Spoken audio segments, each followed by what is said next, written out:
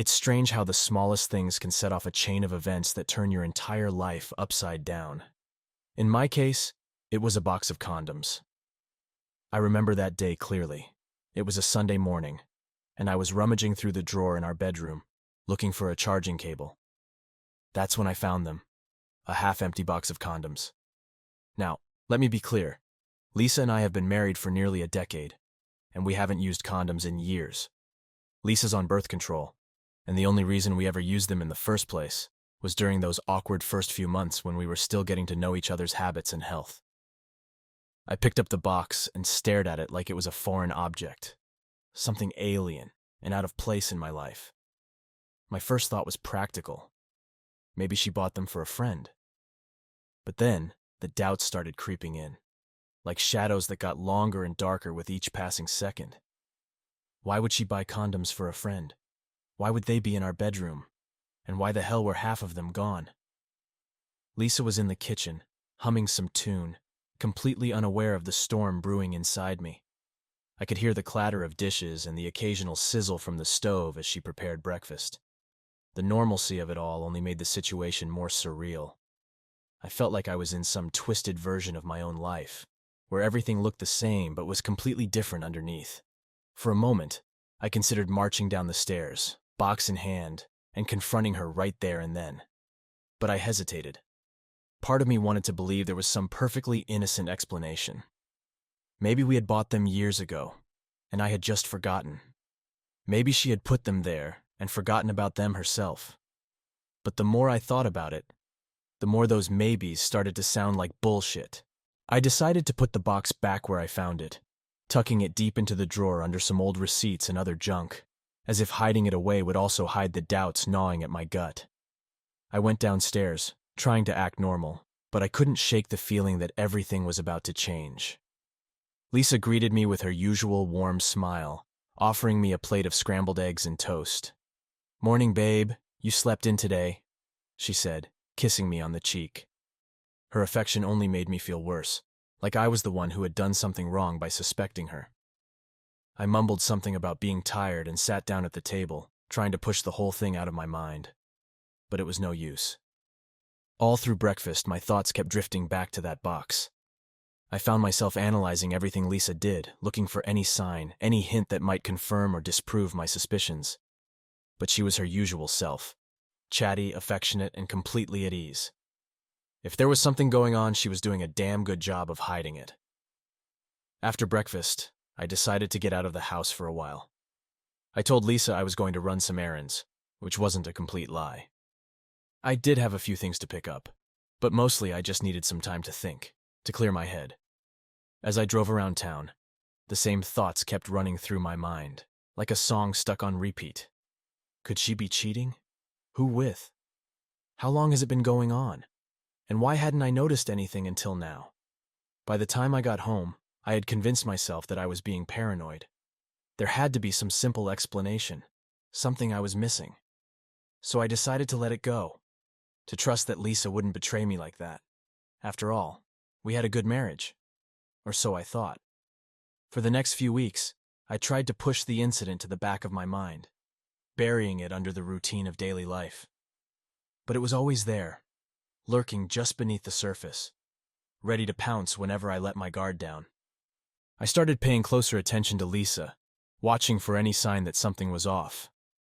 At first, everything seemed normal. We went about our lives as usual, work, dinners, the occasional night out with friends. But the more I watched, the more I started to notice little things that didn't add up. Like the way Lisa suddenly started dressing up more, even when we weren't going anywhere special. Or how she seemed to be on her phone a lot more, quickly swiping away notifications whenever I was around. And then there were the nights when she'd come home late from work, claiming she had to stay late for a meeting or that she'd gone out for drinks with colleagues.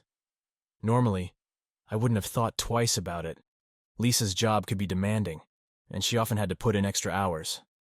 But now, every excuse felt like a potential lie. Every absence a sign of something more sinister. The turning point came one night when Lisa and I were having a quiet evening at home. We were sitting on the couch, watching some mindless TV show, when her phone buzzed on the coffee table. She glanced at it, then quickly grabbed it and shoved it into her pocket, all in the span of a few seconds. It was such a small, innocuous gesture, but it was like a spark to dry kindling. I felt a surge of anger and suspicion rise up inside me, stronger than anything I'd felt before. "Who was that?" I asked, trying to keep my voice casual, though I could feel the tension creeping in. Lisa barely looked up from the TV. "Oh, just work stuff. Nothing important," she said, her tone dismissive. But I wasn't buying it. "Let me see," I said, reaching for her phone. She recoiled, pulling it away from my grasp. "What the hell, Matt? Why are you being so weird about this?" she snapped, her eyes narrowing. "I'm not being weird. I just want to know who's texting you this late," I shot back, feeling my temper flare. "It's none of your business," she retorted, standing up from the couch and glaring down at me. "Why are you suddenly so paranoid? Jesus, Matt, what's gotten into you?" The confrontation had escalated so quickly that I was caught off guard. I hadn't meant to accuse her of anything outright, but now that we were in the thick of it, I couldn't back down. "I just think it's strange, that's all," I said, trying to sound reasonable, though my heart was pounding in my chest. "You've been acting different lately, and I want to know what's going on." Lisa rolled her eyes and crossed her arms over her chest. "You're imagining things. You're just looking for something to be upset about. I'm tired, Matt. I'm going to bed." And with that, she turned on her heel and walked out of the room, leaving me sitting there with a mix of frustration and dread. I watched her go, feeling the weight of everything unsaid pressing down on me. This wasn't over, not by a long shot. But for now, I had to let it go. The confrontation had only made things worse, and I knew that if I pushed any harder, it could all blow up in my face. But deep down, I knew the truth. The seeds of doubt had been planted, and it was only a matter of time before they sprouted into something I couldn't ignore. I just didn't realize how soon that time would come. I wish I could say that my suspicions died down after that confrontation, that I managed to convince myself it was all in my head. But the truth is, those doubts only grew stronger, gnawing away at me until I couldn't ignore them anymore. And then came the day that shattered any illusions I had left. The day I walked into my own house and found my wife, Lisa, and her sister, Sarah, in a situation I would never forget. It was a Friday, and I had taken the day off from work, needing some time to clear my head. The last few weeks had been a blur of tension and paranoia, and I figured a day away from the office might help me get some perspective. I decided to go for a long drive, maybe stop by my brother Alex's place to catch up. He was 10 years younger than me, and we'd always been close, despite the age gap. He was the carefree type, always up for a good time, and I figured his company might help me lighten up a bit. But as fate would have it, I never made it to Alex's place.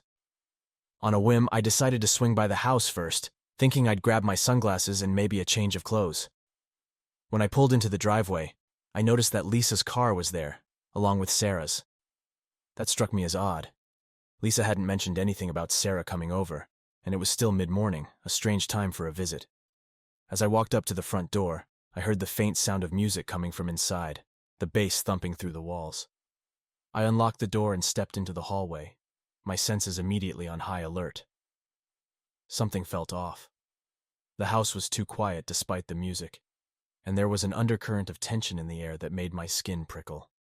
I moved quietly down the hall, toward the living room where the music was loudest.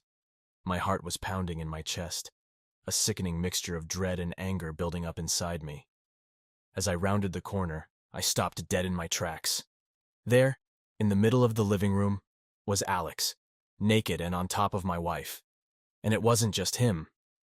Next to them on the couch, Sarah was straddling Alex, her back arched as she rode him with a look of sheer ecstasy on her face.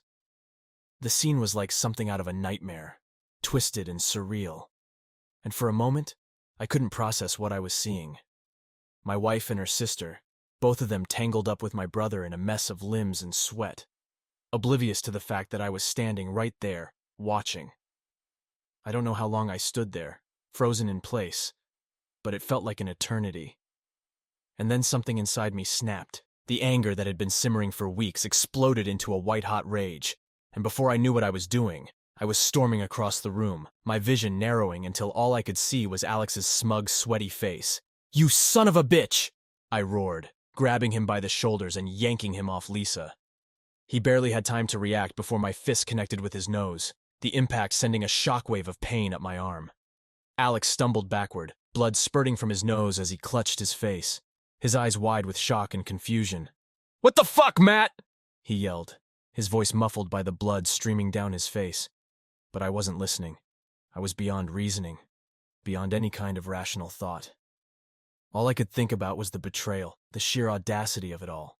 My wife, my brother and her sister, right there in our home, in our bed. It was a level of betrayal I hadn't even imagined in my darkest moments. Lisa scrambled off the couch, grabbing a blanket to cover herself as she started screaming at me.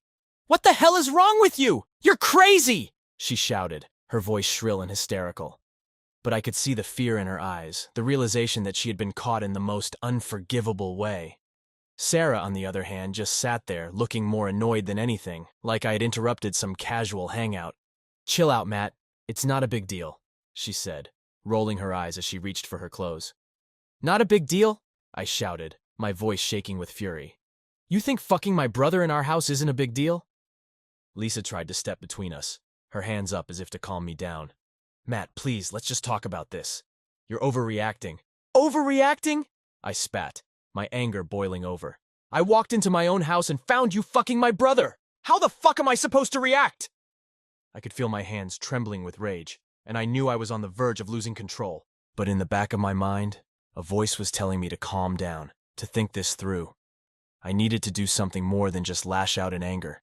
I needed proof, something that would show just how far this betrayal had gone, something I could use to make sure they paid for what they had done. Without another word, I turned on my heel and stormed out of the room, leaving Lisa and Sarah scrambling to cover themselves. I made my way upstairs to our bedroom, grabbing my phone from the nightstand. My hands were still shaking as I activated the camera, the thought of what I was about to do making me sick to my stomach. But I had to do it. I needed to document this, to make sure they couldn't weasel their way out of it later. When I got back downstairs, Lisa was still trying to cover herself with the blanket, while Sarah had managed to get dressed, though she looked more annoyed than ashamed. Alex was sitting on the couch, a wad of tissues pressed to his nose, his face a mask of anger and confusion. "Matt, what the hell are you doing?" Lisa asked, her voice trembling as she saw the phone in my hand. "I'm recording this," I said coldly, my voice barely above a whisper. "I'm going to make sure everyone sees what kind of people you are." Lisa's face paled, and she took a step back, her eyes wide with fear. "You can't do that. That's private." "Private?" I snapped, my anger flaring up again.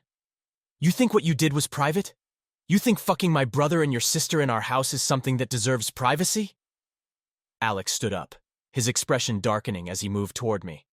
"Matt, put the phone down. You don't want to do this." I turned the camera on him, capturing his bloodied face, the anger in his eyes. "Oh, I'm doing this, Alex. And you better believe this is going to be the last time you ever step foot in this house." For a moment, it looked like he was going to lunge at me, but then he backed down, shaking his head in disbelief. "You're fucking crazy, man," he muttered, turning away. I turned the camera back on Lisa and Sarah, who were now both huddled together on the couch, looking more like cornered animals than the smug, entitled women I had seen just minutes earlier. "Say goodbye, Lisa. This is the end of your little charade," I said, my voice cold and emotionless. She didn't respond, just stared at me with a mix of fear and desperation, her eyes pleading for some kind of mercy. But I had none left to give, not after what I had just seen, not after everything she had put me through. With one last look at the three of them, my wife, her sister, and my brother, I turned and walked out of the room, the sound of their voices fading as I made my way to the front door. I didn't know where I was going or what I was going to do next. All I knew was that I needed to get out of that house, away from the betrayal, away from the pain. But as I walked down the driveway, my mind was already racing with thoughts of revenge. This wasn't over, not by a long shot. They had taken everything from me, and now it was time for me to take everything from them. I didn't know how, but I knew one thing for sure. I wasn't going to let them get away with this, not without paying the price.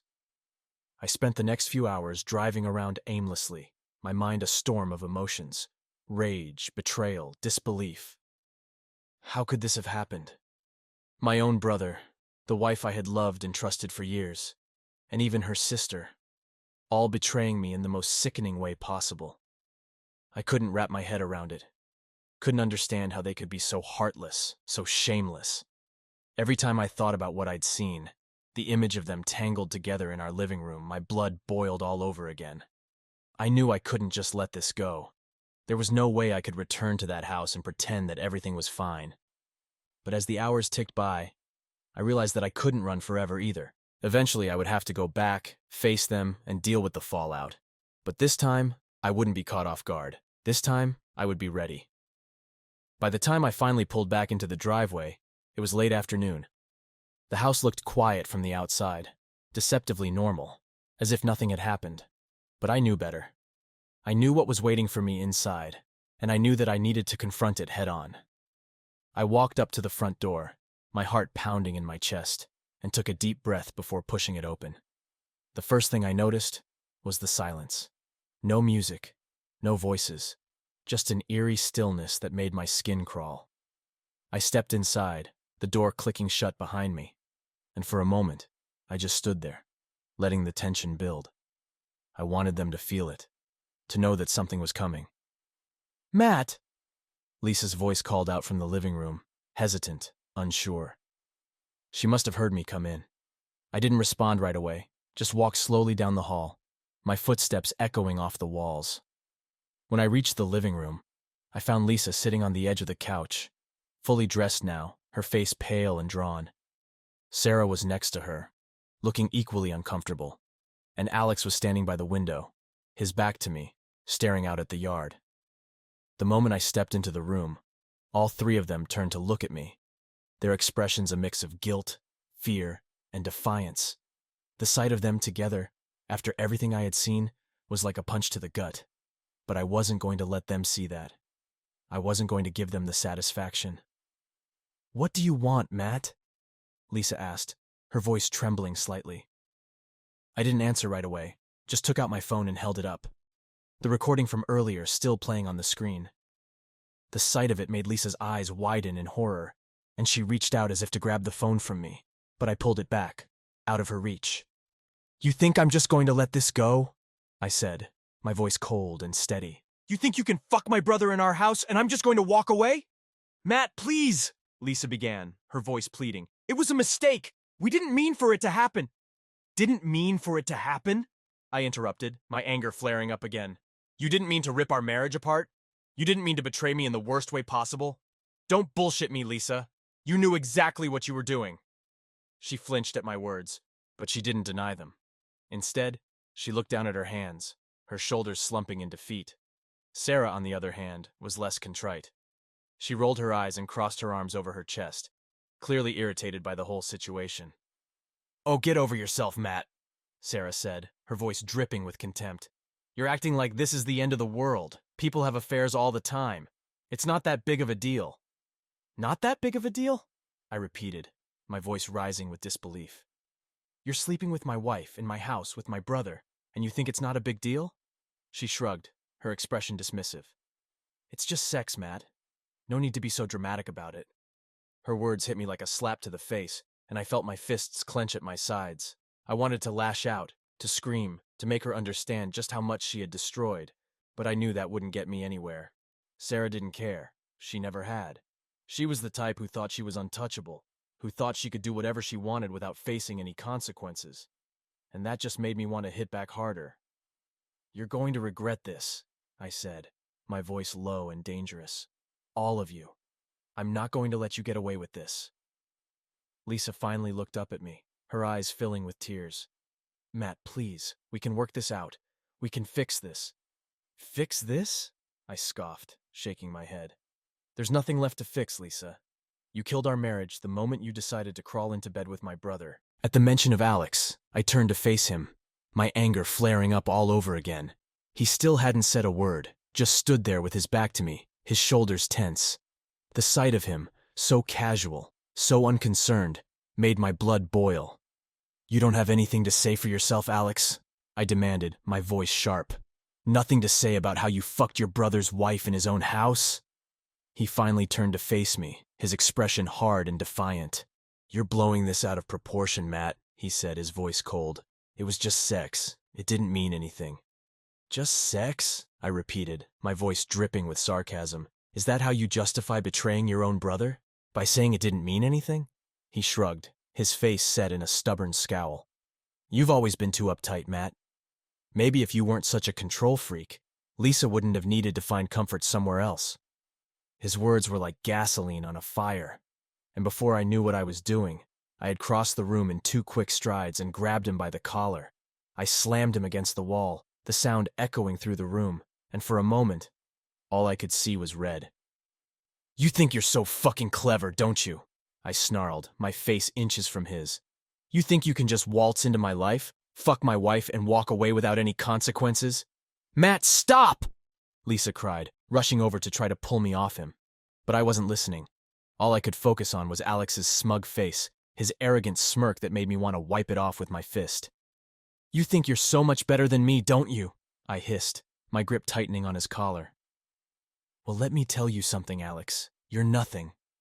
You're a fucking parasite, feeding off other people's lives because you can't make anything of your own.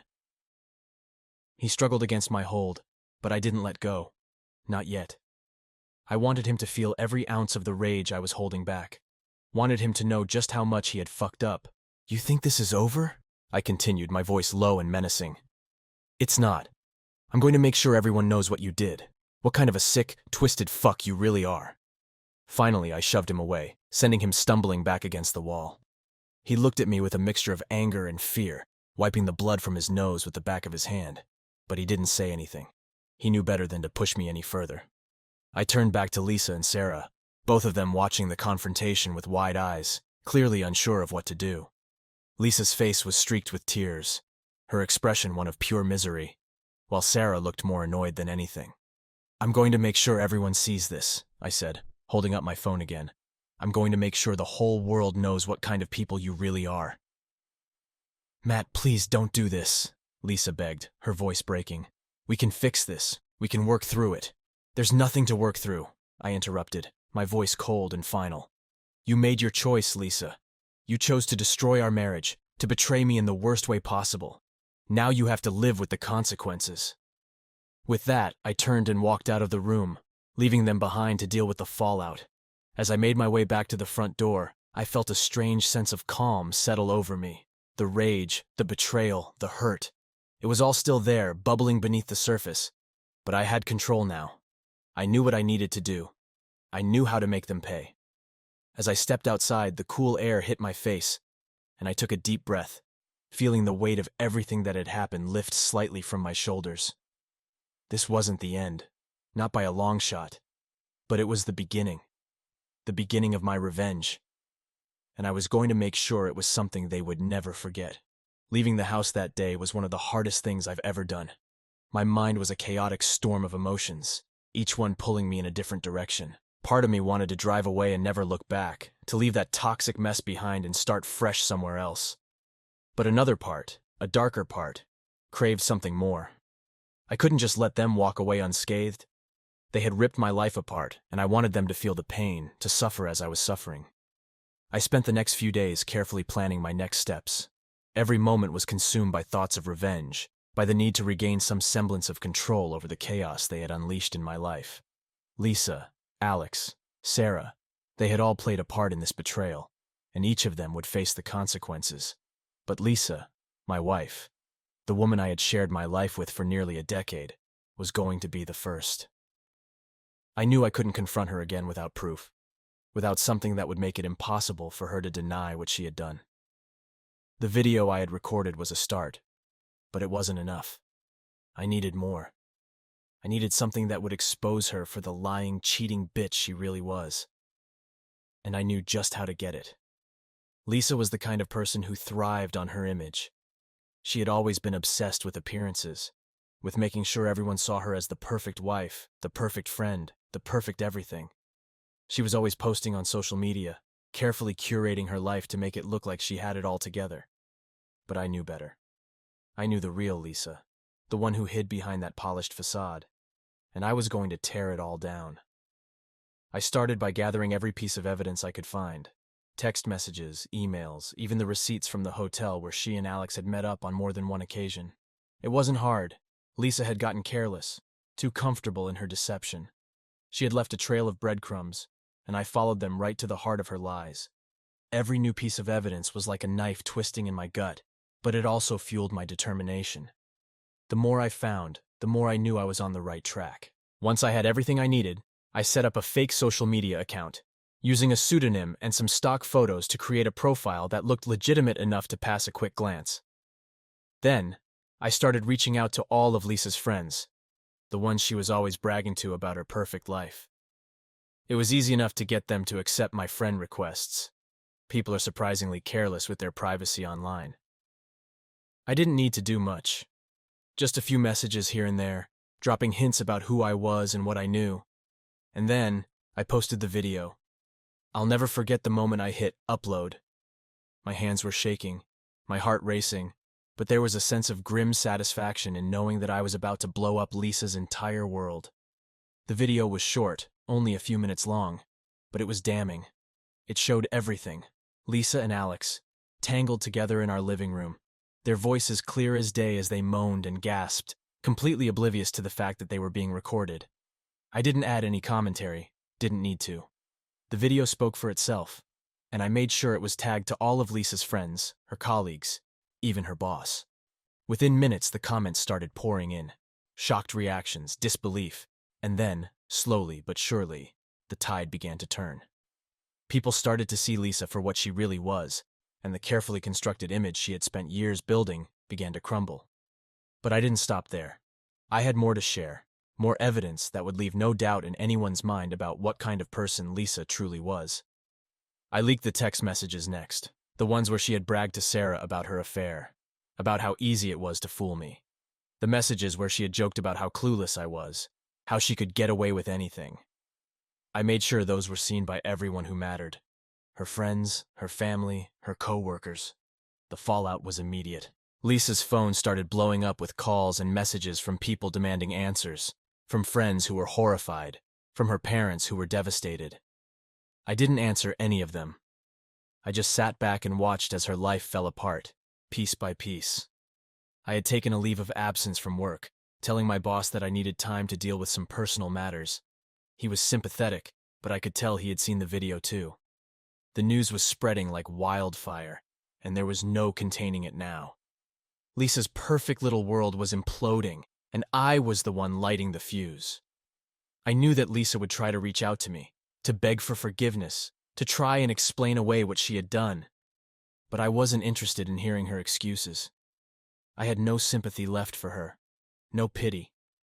All I wanted was to see her suffer, to see her finally understand the pain she had caused me. I didn't have to wait long. The first time she called, I ignored it. Then came the texts, dozens of them, each more desperate than the last. When I still didn't respond, she started leaving voicemails, her voice frantic, pleading. "Matt, please, I'm so sorry. I know I fucked up, but we can work through this. Please just talk to me. Let's figure this out together. I love you, Matt. I always have. Please don't do this. Don't throw everything away." Hearing her voice, knowing she was finally feeling the weight of what she had done, should have given me some satisfaction. But instead, it just made me angrier. How dare she?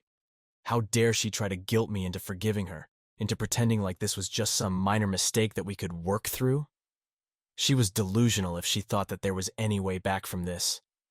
The next time she called, I picked up, my voice cold and flat as I answered. "What do you want, Lisa?" There was a moment of silence on the other end of the line, and I could hear her breathing, shaky and uneven. "Matt, thank God. I've been trying to reach you. Please, we need to talk." "There's nothing to talk about," I replied, cutting her off. "You've destroyed everything, Lisa. There's no coming back from this. Please, Matt, just listen to me. I know I fucked up, but we can fix this. I can fix this. We can go to counseling, we can—" I laughed, the sound bitter and hollow. "Counseling? You think counseling is going to fix this? You fucked my brother in our house, Lisa. You invited your sister over and turned our home into your personal sex den. And now you want me to forgive you? You're out of your fucking mind." She started to cry then, her voice breaking as she tried to plead with me. "Matt, I'm so sorry. I don't know what I was thinking. I was lonely. I was stupid. But I love you. I never wanted to hurt you. Too late for that, I said coldly. You made your choices, Lisa. Now you have to live with the consequences. I hung up before she could respond, the sound of her sobs echoing in my ears. It was over. Whatever we had once had, whatever love I might have felt for her, it was gone now, burned away by the fire of her betrayal. There was nothing left but the ashes. But I wasn't done yet. I still had one more card to play, one more way to make sure Lisa's life would never be the same again. I contacted her boss, using the same fake social media account, and sent him everything I had. Videos, text messages, emails. I made sure he knew exactly what kind of person was working for him, what kind of scandals she could bring to his company. And then I waited. It didn't take long for the hammer to drop. Lisa was fired the very next day, escorted out of the building like a criminal, her career in ruins.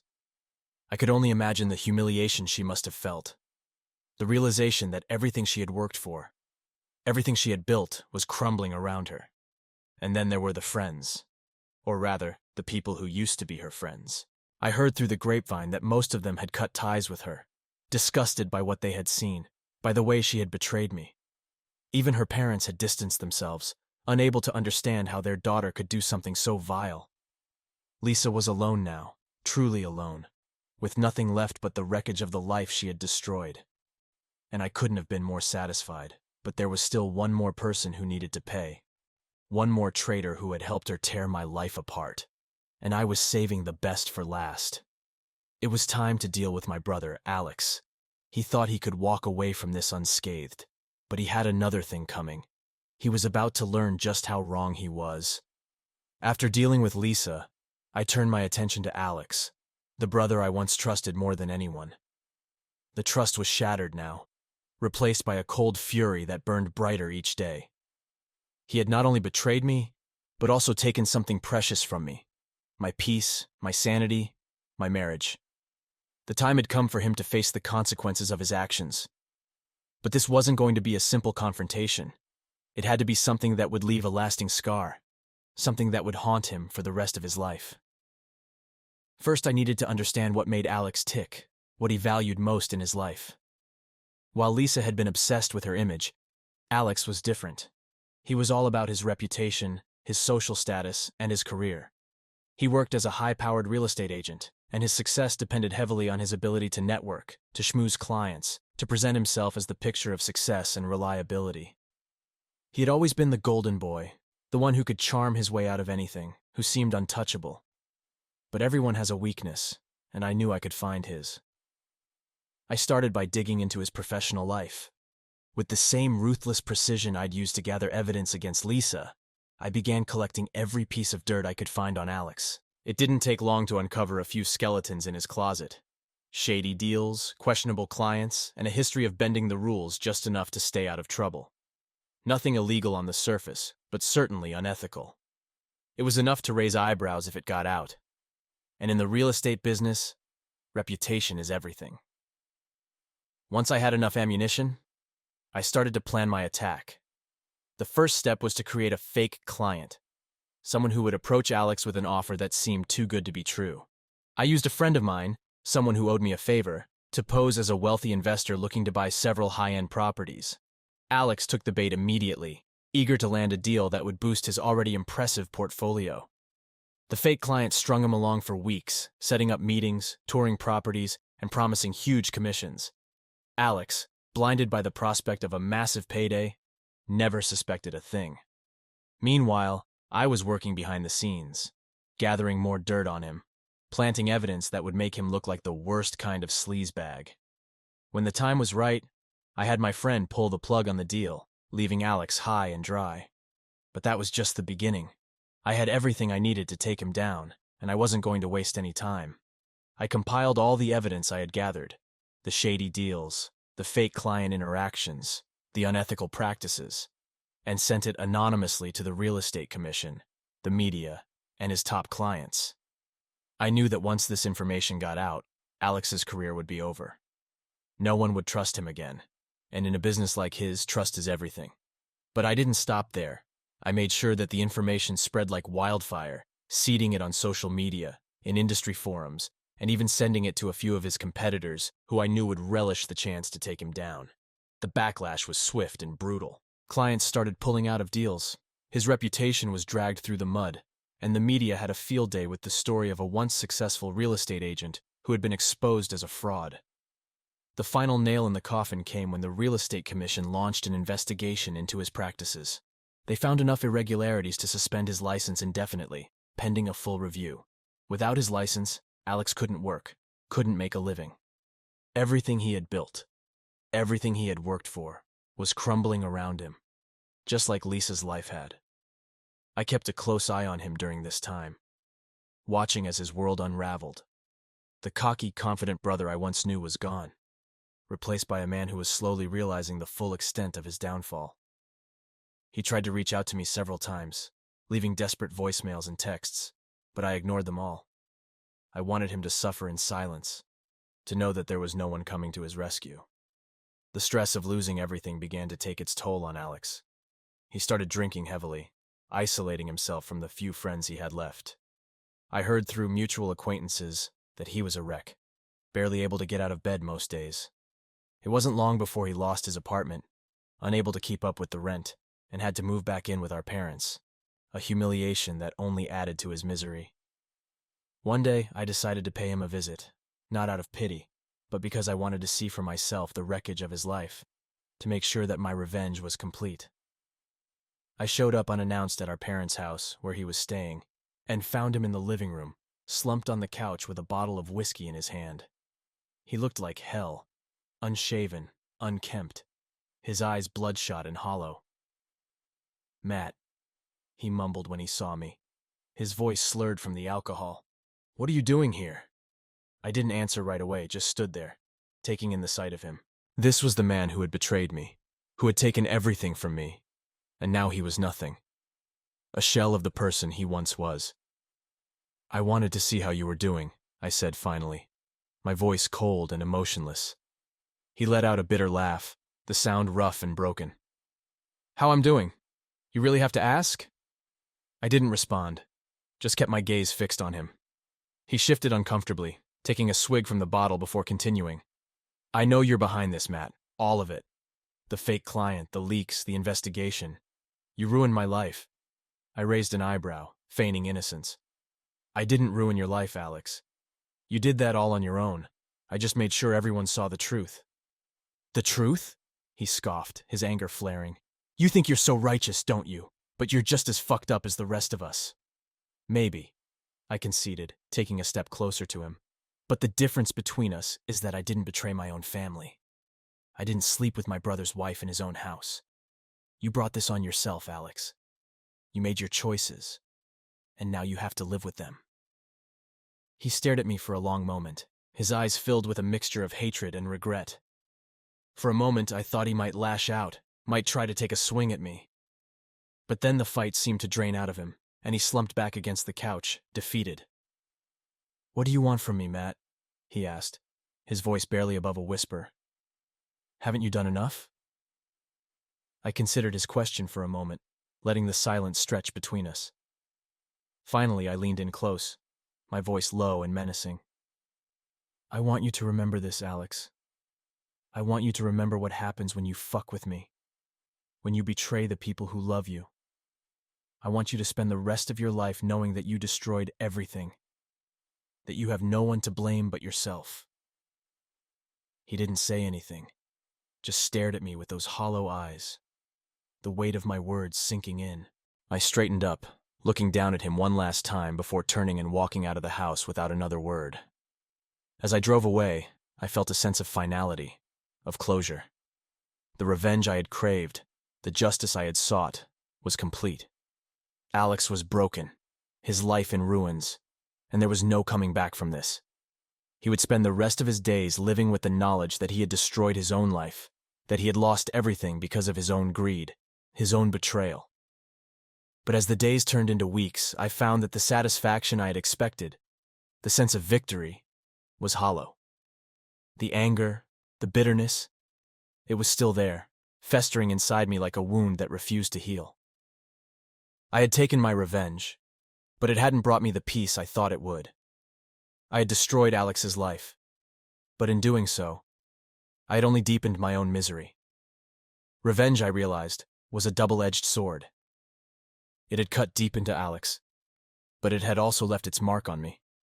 And now, as I faced the ruins of my own life, I couldn't help but wonder if it had all been worth it, if this was truly the closure I had been seeking, or if I had simply traded one kind of pain for another.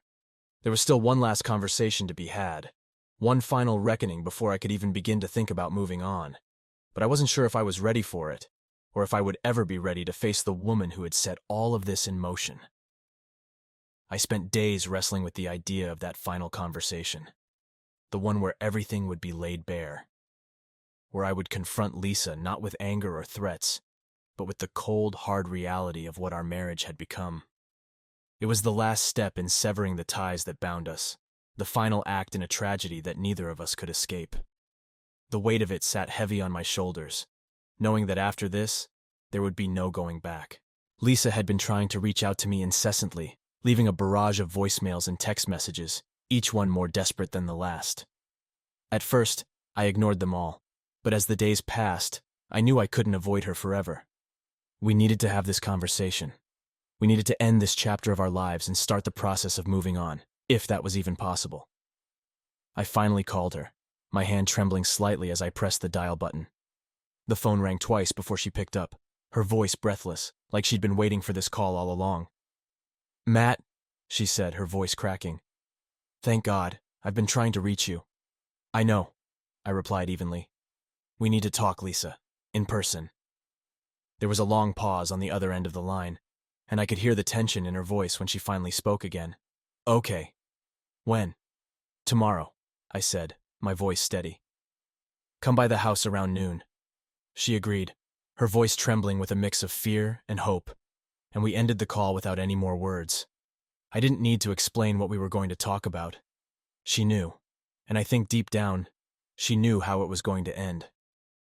The next day, I woke up feeling a strange sense of calm, as if I had already made peace with what was about to happen.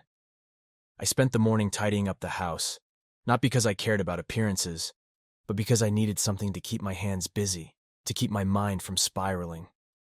It was the same house we had shared for years, the same rooms filled with memories, both good and bad. But it felt different now, like it wasn't really my home anymore, just a place where the ghosts of our past lingered, haunting every corner. When noon rolled around, I was sitting at the kitchen table, staring at the clock, waiting. I heard Lisa's car pull into the driveway, the sound of her engine cutting off, and then, a few moments later, the soft knock on the door. I took a deep breath, steeling myself, and went to let her in. She looked different. Not in a drastic way, but there was something about her that had changed. Her eyes were red-rimmed, and there was a weariness in her posture, a heaviness that hadn't been there before. She was dressed simply, in jeans and a sweater, no makeup, no pretense. Just Lisa, stripped of all the trappings she used to hide behind. "Hi," she said softly, her voice tentative, as if she wasn't sure how I would react. "Come in," I replied, stepping aside to let her in. She walked past me into the house, her eyes darting around as if she was seeing it for the first time. I watched her for a moment, noticing the way her shoulders slumped slightly, the way she seemed to be bracing herself for something she knew she couldn't avoid. I led her into the kitchen, where we both sat down at the table. For a few minutes, we just sat there in silence, the tension between us thick and suffocating. I could see the fear in her eyes, the uncertainty, and part of me wanted to lash out, to make her feel the full weight of what she had done. But I didn't. I couldn't. I was too tired, too drained from everything that had happened. "Matt," she began, her voice trembling. "I'm so sorry. I know I've said it 100 times, but I don't know how else to start." I nodded, not really acknowledging her words, just letting her speak. This was her moment to say whatever she needed to say, to try and explain herself, to try and salvage whatever she could from the wreckage of our marriage. "I never wanted to hurt you," she continued, tears welling up in her eyes. "I don't even know how things got so messed up. I was lonely, and I was stupid, and I made the worst mistake of my life. But I never stopped loving you, Matt. I never wanted to lose you. Then why did you do it? I asked, my voice calm but tinged with a bitterness I couldn't completely hide. Why didn't you just talk to me? Tell me how you were feeling. Why go behind my back with my own brother? She flinched at my words, wiping her eyes with the back of her hand. I don't know, she admitted, her voice barely a whisper. I was selfish. I was scared. I didn't think you'd understand. I felt like we were drifting apart, like I was losing you. And I didn't know how to fix it. Alex was. He was there, and he made me feel wanted, needed. But I never meant for it to go this far. That's what you don't get, Lisa, I said, leaning forward, my gaze fixed on hers. You don't just drift apart in a marriage. You work on it. You fight for it. You don't fucking throw it all away because you feel lonely. You talk to your partner. You figure it out together. But you didn't do that. You betrayed me in the worst way possible. And now we're here and there's nothing left to fix. She broke down then, her shoulders shaking with sobs as she buried her face in her hands. I watched her cry, feeling a strange mix of pity and anger. Part of me wanted to comfort her, to hold her and tell her that everything would be okay. But I couldn't. The betrayal was too deep, the wound too raw. I know, she choked out between sobs. I know I fucked up. I know I don't deserve your forgiveness, but I'm begging you, Matt, please don't end this. Don't let this be the end of us. We can find a way to move past this. We can go to therapy. We can rebuild. I'll do whatever it takes. Her desperation was palpable, and for a brief moment I considered it. I considered the possibility of trying to work things out, of going to therapy, of rebuilding what had been broken. But then I remembered everything she had done, everything I had seen. I remembered the betrayal, the lies, the hurt, and I knew that I couldn't do it. I couldn't go back to the way things were, and I couldn't pretend that our marriage was something worth saving.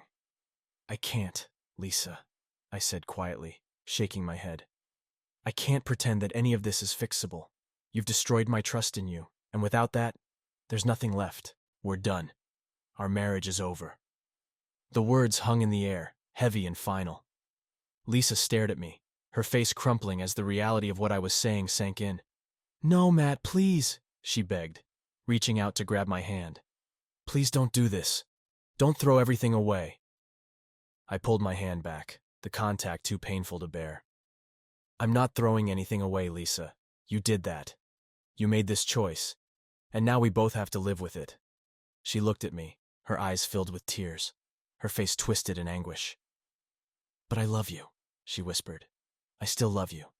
Doesn't that mean anything? I shook my head slowly, the weight of everything crashing down on me. Love isn't enough, Lisa. Not anymore. Not after what you've done. The silence that followed was suffocating, the finality of my words sinking in.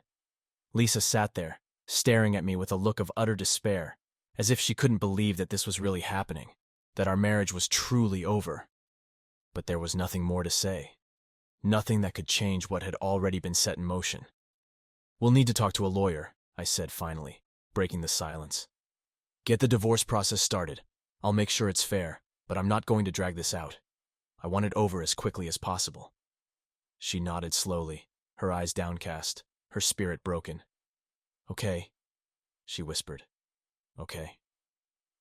We sat there in silence for a few more minutes, neither of us knowing what to say, neither of us wanting to be the first to leave. But eventually I stood up, signaling that the conversation was over, that there was nothing more to discuss. I'll be in touch about the lawyer, I said, my voice hollow. Take care of yourself, Lisa. She looked up at me, her eyes filled with a desperate kind of hope. Is there any chance you'll change your mind? She asked, her voice trembling. I shook my head, my heart heavy with the finality of it all. No, Lisa.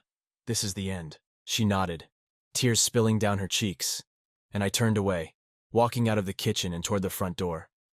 I didn't look back as I left the house, didn't stop to see her reaction, to see the pain I knew was etched on her face.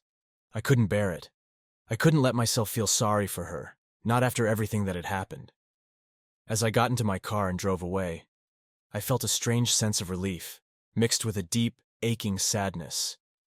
The marriage that had once been the center of my life was over, and there was no going back.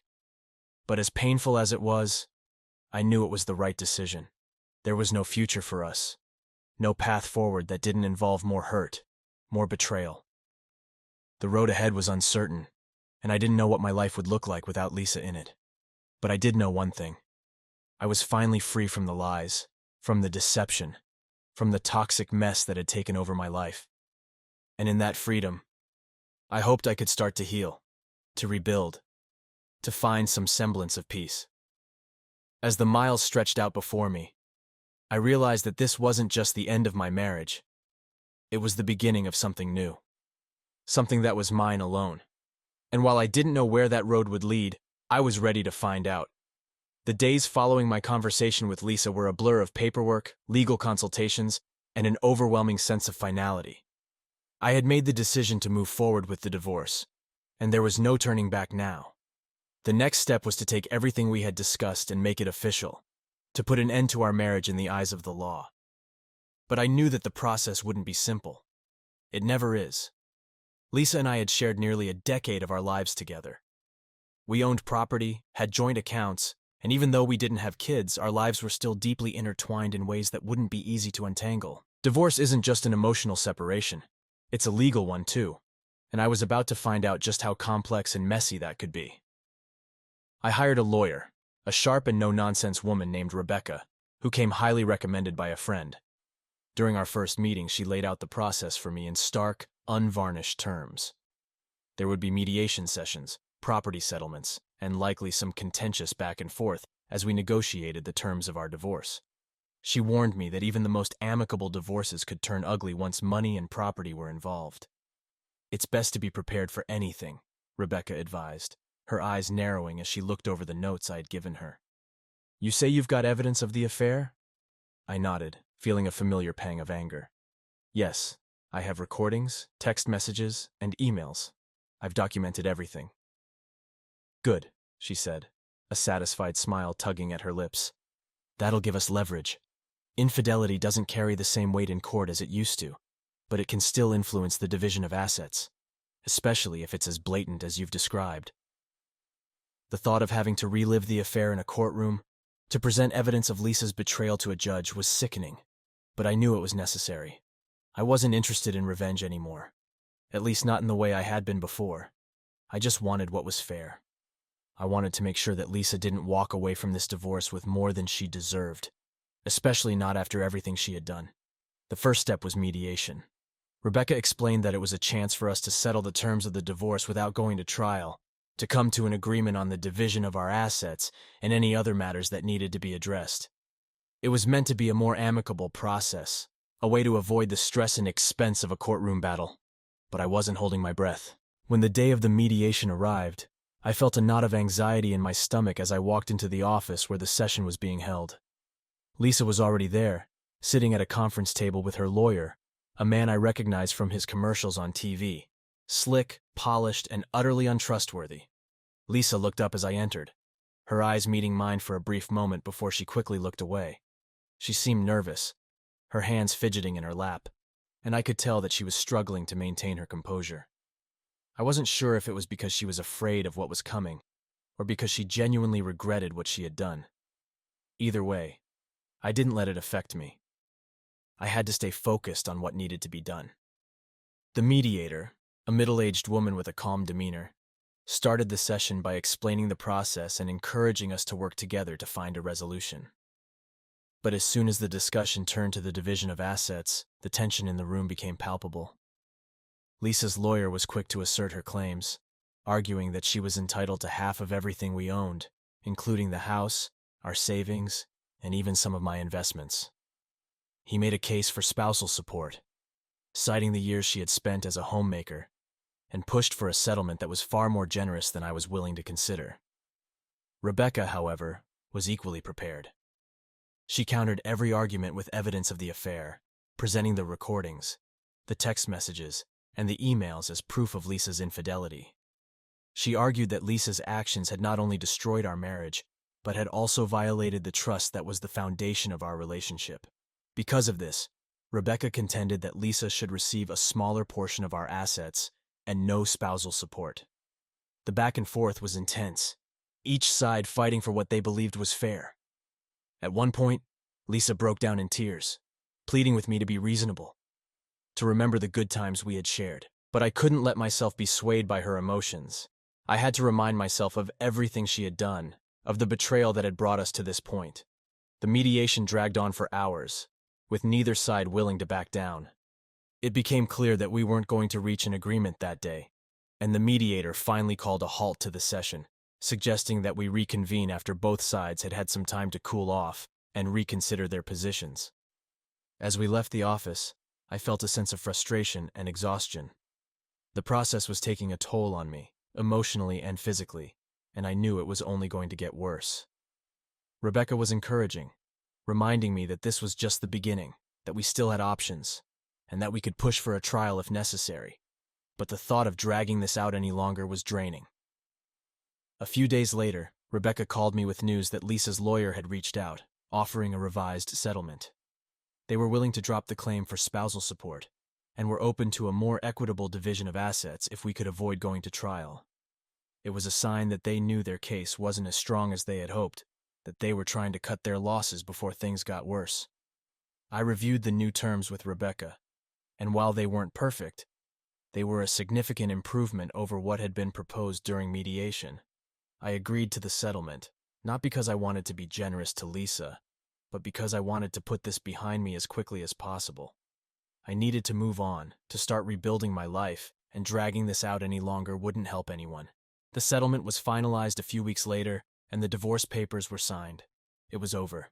Nearly a decade of marriage, reduced to a few signatures on a piece of paper. The finality of it hit me hard, even though I had been preparing for it for months. There was no sense of victory, no satisfaction, just a deep, hollow ache that I couldn't shake. But the worst part was still to come: the trial. Despite the settlement, there were still a few loose ends that needed to be tied up, and we had to appear in court for a brief hearing to finalize everything.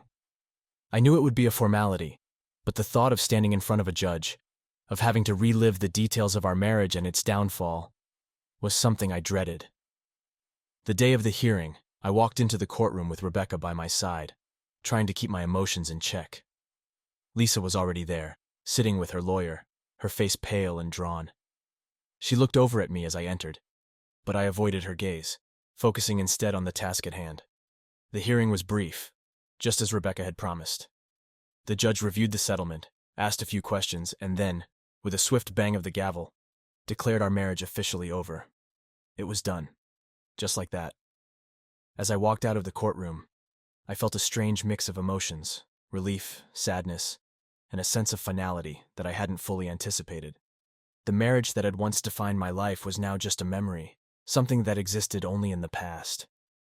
But I knew that the scars it had left would stay with me for a long time. Lisa approached me as I stood outside the courtroom, her expression a mixture of sorrow and resignation. "Matt," she began, her voice soft and tentative, I just wanted to say I'm sorry. For everything." I looked at her, seeing the woman I had once loved, the woman who had betrayed me in the worst way imaginable. But now, all I felt was a deep, weary sadness. There was nothing left to say, nothing that could undo the damage that had been done. "I know," I replied quietly, "but it's too late for that now." She nodded, tears welling up in her eyes, and then without another word, she turned and walked away, leaving me standing there alone. I watched her go, feeling the weight of the past few months pressing down on me, and then I turned and walked away as well, ready to leave it all behind. As I drove away from the courthouse, I felt a strange sense of liberation, as if a heavy burden had been lifted from my shoulders. The road ahead was still uncertain, but for the first time in a long time, I felt like I could see a way forward. The divorce was over, the trial was behind me, and now, it was time to start rebuilding my life, to find a new path that didn't involve the pain and betrayal that had consumed me for so long. The journey ahead wouldn't be easy, but I knew I was ready to face it. I'd survived the worst, and now, it was time to start living again. The days after the divorce were strangely quiet. For the first time in what felt like forever, there was no looming confrontation, no legal battle to prepare for, no emotional turmoil to navigate. It was just me, alone with my thoughts, in a house that had once been a home, but now felt like an empty shell. The silence was deafening at first, a constant reminder of everything that had been lost. But slowly, it became something else. A canvas, blank, and waiting for whatever I would paint next. I took some time off work, needing space to figure out what my life would look like now that everything had changed. The thought of going back to the routine I had before, pretending that things were normal, was unbearable. I needed something different, something that would help me rebuild, something that would allow me to leave the past behind. The first thing I did was sell the house. I couldn't stand living in the place where so much had gone wrong, where every room was a reminder of the betrayal that had shattered my world. The walls were haunted by memories I no longer wanted, by ghosts of a life that was no longer mine. Selling the house was the first step in cutting ties with the past, in reclaiming my life as my own. I moved into a smaller apartment in the city, a place that was entirely mine. It was a fresh start, a blank slate where I could build something new without the weight of old memories dragging me down. The apartment was modern, minimalist, and free of any reminders of my previous life. It felt like a new beginning, a chance to redefine who I was and what I wanted. At first, the solitude was overwhelming. I had spent so many years being us, being part of a couple, that I'd forgotten how to be just me. There were days when the loneliness felt suffocating, when the silence was too much to bear. But slowly, I began to find solace in it, to see the opportunity that lay in front of me. I had been given a chance to start over, to rebuild myself from the ground up, and I wasn't going to waste it. I started by focusing on my health, physical, mental, and emotional. I joined a gym, something I hadn't done in years, and threw myself into working out. It wasn't just about getting in shape. It was about regaining control over my body, about proving to myself that I was still strong, still capable. The physical exertion helped clear my mind, burning off the anger and frustration that had been simmering inside me for so long. But it wasn't just about the physical. I also began seeing a therapist, something I had resisted for far too long. I needed help processing everything that had happened, needed someone to talk to who could help me untangle the mess of emotions I was carrying around. The therapy sessions were tough at first, forcing me to confront feelings I had buried deep, but they were also incredibly healing. My therapist, Dr. Martin, was patient and understanding, guiding me through the process of letting go, of forgiving, not just Lisa, but myself as well. "You're not defined by what happened to you, Matt," Dr. Martin said during one of our sessions. "You're defined by how you move forward, by the choices you make from here on out." Those words stuck with me, a reminder that I wasn't a victim, that I had the power to shape my future. Slowly, I began to let go of the anger, the bitterness, the need for revenge. It wasn't easy, and there were days when the old feelings would resurface, when I'd find myself replaying the events of the past in my mind.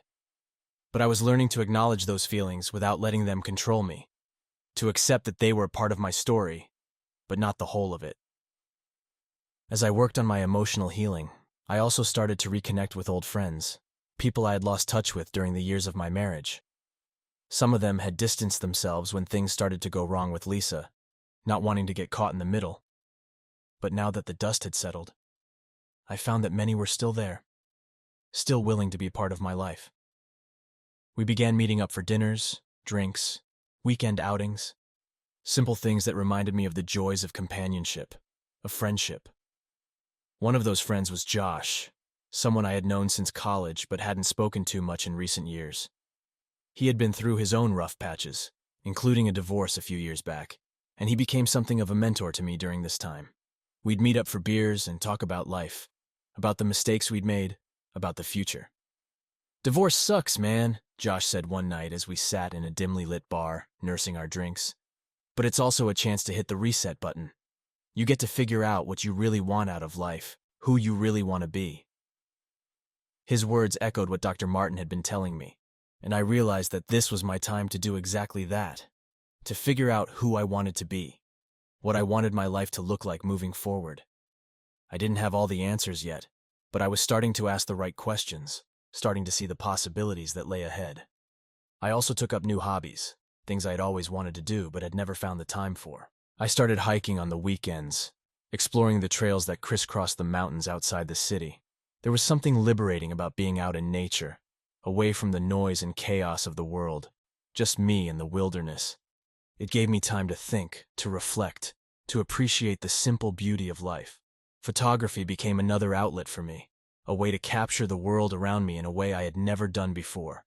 I bought a camera and started taking pictures wherever I went, on hikes, in the city, even just around my neighborhood. It was a way to see the world through a different lens, to focus on the details, on the moments that might otherwise go unnoticed. As the months passed, I began to feel a sense of peace that I hadn't known in a long time. The pain of the divorce was still there, the scars still fresh, but they were healing. I was healing. I was no longer defined by what had happened to me, but by the choices I was making now, by the life I was building for myself. And then, one day, something unexpected happened. I was at a coffee shop, editing some photos on my laptop, when a woman approached me. She was in her early 30s, with dark hair and a warm smile, and she asked if she could sit at my table. The place was crowded, and there weren't many open seats, so I nodded, gesturing for her to join me. We made small talk at first, and I learned that her name was Emily, that she was a graphic designer who worked at a nearby agency. There was an ease to our conversation, a natural flow that I hadn't experienced in a long time. She was funny, intelligent, and genuinely interested in what I had to say. We ended up talking for over an hour, and by the time she had to leave, I found myself reluctant to let the conversation end. She must have sensed it too, because as she stood up to go, she hesitated, then turned back to me. "Would you like to grab coffee again sometime?" she asked, a shy smile playing on her lips. For a moment, I was caught off guard. I hadn't been looking for anything, hadn't even considered the possibility of meeting someone new. But there was something about Emily, something that made me want to say yes. "Yeah," I replied, smiling back at her. "I'd like that." We exchanged numbers, and as she walked away, I felt a warmth in my chest, a flicker of hope that I hadn't felt in a long time. It wasn't about rushing into anything, or trying to fill the void that Lisa had left. It was about being open to the possibility of something new, something good. In the weeks that followed, Emily and I started seeing each other regularly. We kept things light at first, just coffee, walks in the park, the occasional dinner. But there was a connection between us that grew stronger with each meeting. A sense of ease and comfort that I hadn't expected to find so soon after everything that had happened. Emily knew about my divorce, and she was understanding, never pushing me to move faster than I was ready. She had been through her own share of heartbreaks, and knew that healing took time. We were both cautious, both taking things one step at a time, but there was a quiet joy in our time together, a feeling that maybe, just maybe, I was ready to open my heart again. As my relationship with Emily slowly deepened, I realized that I was finally starting to move on. The pain of the past was still there, but it no longer consumed me. I was learning to let go, to forgive, not just Lisa, but myself as well. I was finding a new way forward, one that wasn't defined by the hurt I had endured, but by the choices I was making now. Life was different, simpler, and yet richer in many ways. I was no longer the man who had been betrayed, no longer the husband whose marriage had ended in disaster. I was just Matt, a man who had been through hell and had come out the other side, stronger and more resilient than before. The journey had been long, painful, and full of lessons I hadn't wanted to learn. But in the end, it had brought me to a place of peace, a place where I could finally breathe, finally live. The future was still uncertain, but for the first time in a long time, I was excited about what it might hold. As I sat on the balcony of my apartment one evening, watching the sunset paint the sky in shades of pink and orange, I felt a sense of contentment settle over me. The road ahead was still full of twists and turns, but I knew I was ready for whatever came next. I had survived the worst, and now it was time to embrace the best. Life goes on, and so did I.